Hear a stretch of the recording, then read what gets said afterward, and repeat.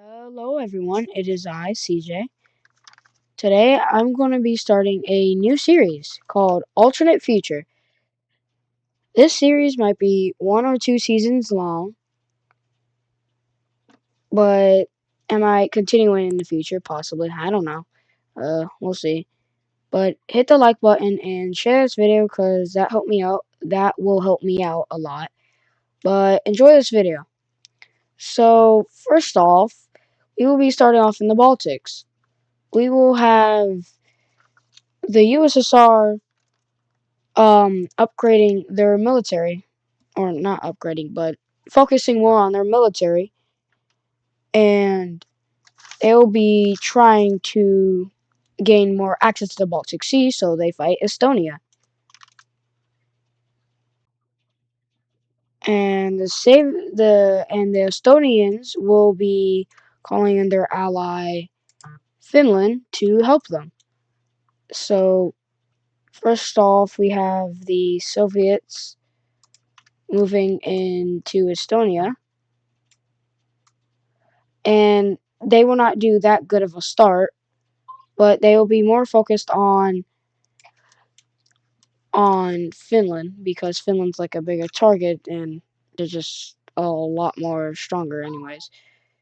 And basically, they will do pretty well at first, which makes sense because they have a larger army, but this will not go well for long because the Finnish snipers will do absolutely well during these battles, and they actually take out this entire division, but not this one because they weren't focused on this. So the Soviets continue moving in and actually take over tons of parts and natural resources from Finland. But moving on to Estonia, the Soviets will start actually working on Estonia because they need this access to defeat Finland. So they start moving in, and they're close to the capital, so they kind of just siege it, and then they soon after take over the capital. And this leads to the downfall of Estonia. And this might lead to the downfall of Finland. But Finland will keep on fighting strong. And then they realize this, but Finland then realizes this division in the north is pretty strong. So they start sending in troops, and the troops actually do pretty well. But it's not going to stay for long because the Soviets will start making a push into, let's say, the middle parts of Finland. And this seems to be going pretty well for the Soviets for right now. But the Finnish will do massive mobilization and recruitments. So they start sending in their navy and landing in Estonia. And this kind of brings back Estonia back into the war. They give some supplies to Estonia, and this kind of leads to maybe a shift inside of the war because Estonia actually does pretty well against the Soviets, but they can't get back all their foreign land. The Soviets will start doing more pushes into Finland, which they go pretty well until Finland really locks in and takes out this division, or let's say army, and they start focusing in the north because the north could lead to their demise. So they have an entire front line right here, but more focusing on to down here. The Finnish will start locking in and doing their Finnish sniping, and this leads to hundreds of thousands of Soviets being killed. And Soviets really just want Estonia, so they send in like tons of their troops, and the Finnish and Estonians cannot handle this. So Estonia capitulates, and they start sending in all those troops back into Finland. But some troops were here. Were still stationed inside of Estonia for one good reason: naval bombarding Finland 2 times actually. Very strange because you have this front line and this front line, but then you create two more. They do that so they can encircle Helsinki, if I'm pretty sure. Yeah. And then they do encircle it, but not for long because the Finnish snipers will lock in and take over or just destroy that army. My brain's not braining. But this leads to a distraction for the Soviets, and this allows them to advance even more deeper into Finland. And they do another bombardment again, strangely enough. But these guys start getting more supplies, and Finland's capital is about to be captured, which it gets encircled, and this encirclement is a thick encirclement, like maybe like tens of thousands, maybe hundreds of thousands. Nah, not hundreds of thousands of Soviets right here, but like just thousands. But they soon continue, and they finally take over Finland's capital, and Finland does not surrender, but the Soviets do, because they've lost probably around rounding to 800,000 to possibly 1.2 million casualties. So they peace out on the war. And so here's the peace treaty of the, I guess, Winter War. Estonia gets fully annexed by Soviets. Sorry, not Russians. This peace treaty is a little bit more than what the Soviets actually got because they actually killed a lot more Finnish than Soviet. They killed many Finnish, and the Finnish were on the brink of collapse. So that was very lucky for them. So they kind of just got what they got. But speaking of Finland and the Swedish plan on making a alliance because these guys have a random, let's say, piece of land in the Baltic Sea. It's very strange because it's right here blocking Finnish like boats from trading with anyone out here, which is very strange because they shouldn't be able to do that, but they have a little piece of land right here to possibly do some sketchy stuff with Sweden, if you know, you know. But Germany, they will start mobilizing and start recruiting. And I think we already know what's going to happen. They're going to attack Czechoslovakia. Hear me out. Hear me out. They want the Sudetenland, and they want the like Czechian infantry, not infantry, but infrastructure. Yeah. So they will attack them. So the Germans will start moving into the Czechoslovakia just for the Sudetenland and infrastructure, like I said before. And this was kind of unexpected because, like, they didn't even do a declaration. They just said full out war.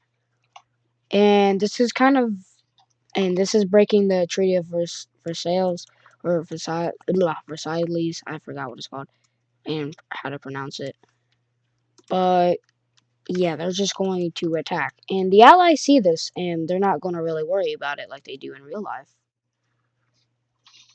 Which it's just going pretty smooth. The like they can't really do anything. Their army's not even that strong.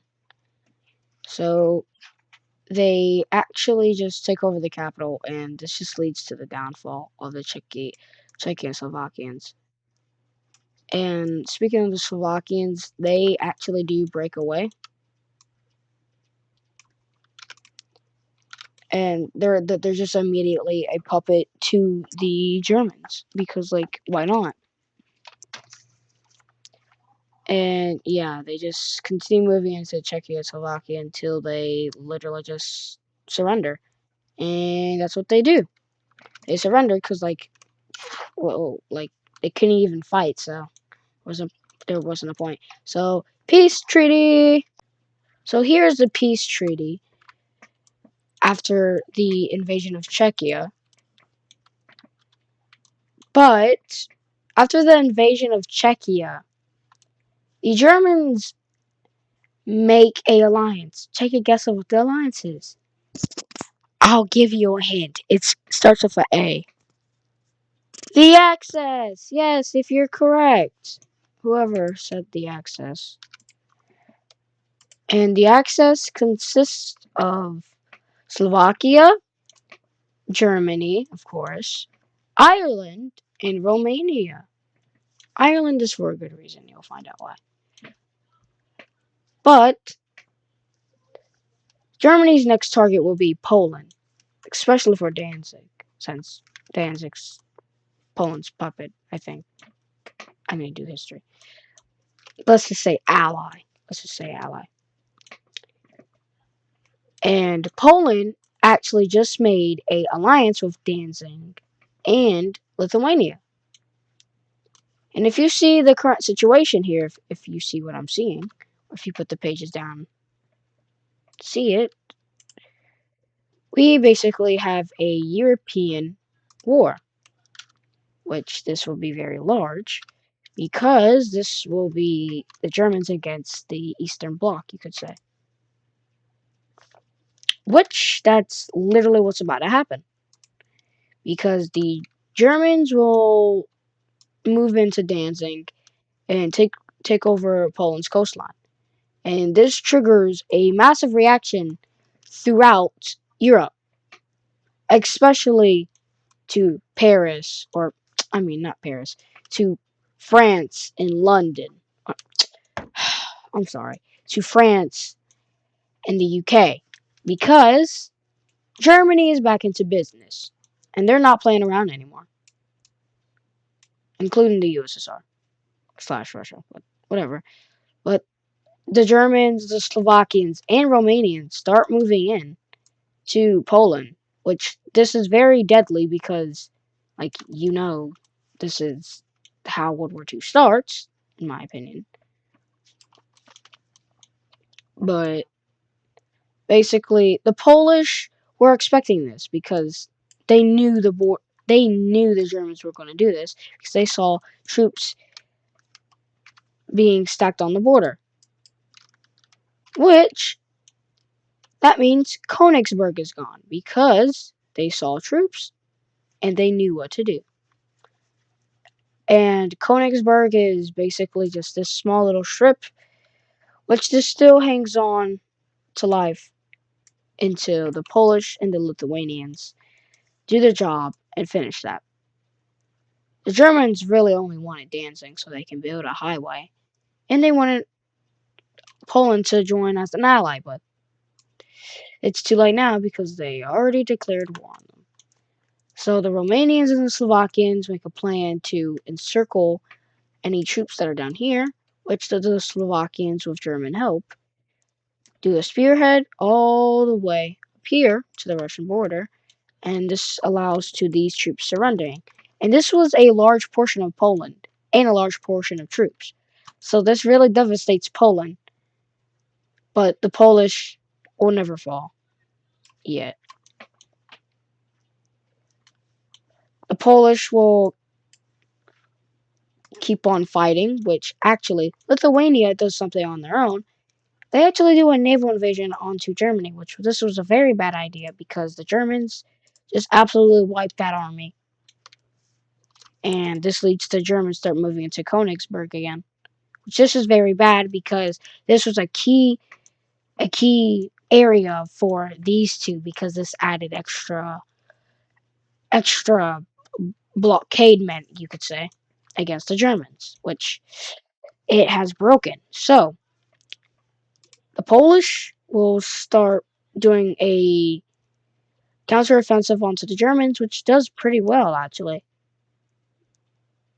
And it does pretty well because the Germans are very, very splattened out, you could say, or spread out. But now the Germans are locked in and they don't want to lose this war. And basically, just like the Polish can't really do anything. And Slovakians actually started doing something. Start moving into start moving into Poland more. But someone jumps in who's greedy, wink wink nudge nudge, and that is the USSR. And they just want land. And they want to be a strong European power because they see the access. So they start moving in to Poland. And this scares Lithuania because the Soviets are moving into their land. And the Latvians are like, yeah, we're cooked.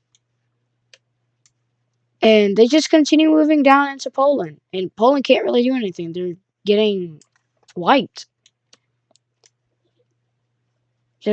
They can't take a 2-front war, technically 3-front war, but still, they can't take it. And Poland surrenders to the Germans. And Lithuania surrenders, and yeah.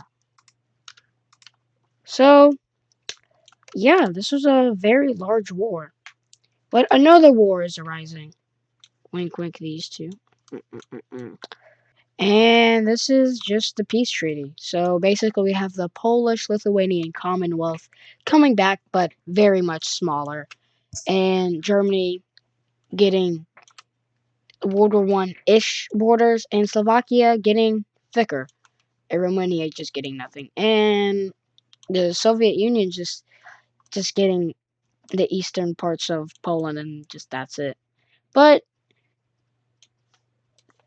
the Soviet Union is planning on to attack two nations. You might say it's Latvia and Poland. Poland is actually in the Axis, by the way. But he was planning on to attack Sweden. But now Sweden is allied with Finland. So the Soviet Union is attacking Sweden and Finland. And that is what's about to happen. But only in the next episode, where we will see and find out what will happen in this alternate future of World War II. Hope you guys enjoyed this video. Like and subscribe for more videos that come out. That would really appreciate, or that would really help me, and I would appreciate that. But thank you for watching. Hope you enjoy. And yeah, see you in the next one.